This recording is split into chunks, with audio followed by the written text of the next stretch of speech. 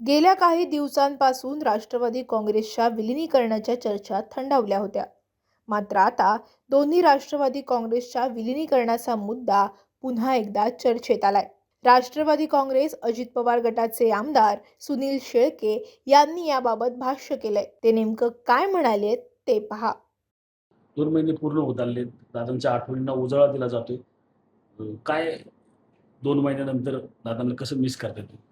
नक्कीच राज्यभरातील दादांचे चाहते असतील, कष्टकरी असतील, शेतकरी असतील, माझ्या महिला भगिनी असतील, यांना आज दादांची आठवण झाल्याशिवाय राहत नाही, की ज्या नेत्यानं या महाराष्ट्राकरता 30 ते 35 वर्ष झिजले, या महाराष्ट्राला पुढं कसं नेता येईल हे स्वप्न उराशी बाळगून काम करत राहिले.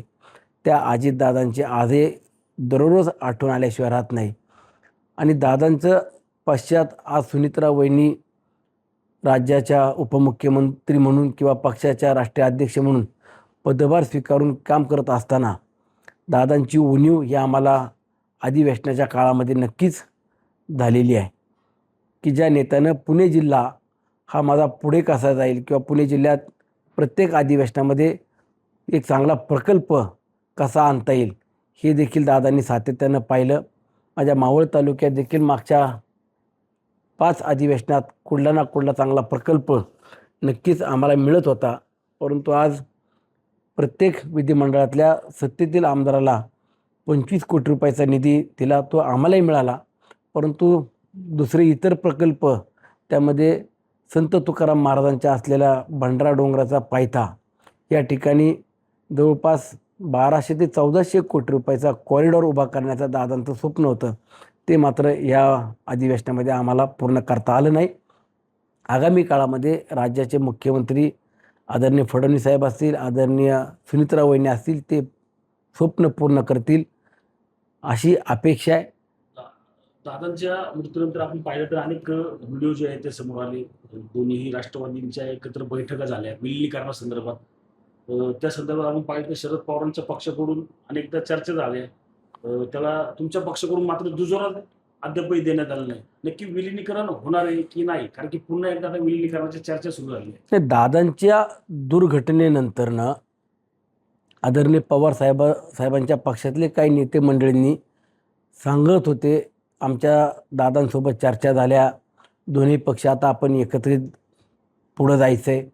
परंतु अशा पद्धतीनं आमच्याशी किंवा पक्षातल्या प्रमुख नेत्यांशी दादांनी विस्तृतपणानं कधी चर्चा केलेली नव्हती. परंतु ठीक आहे, दोन्ही पक्ष एकत्रित असतील आणि राष्ट्रवादी काँग्रेस पक्ष हा सुनित्रा वहिनीच्या नेतृत्वात मोठा होत असेल तर अजूनही वेळ गेलेली नाही आहे.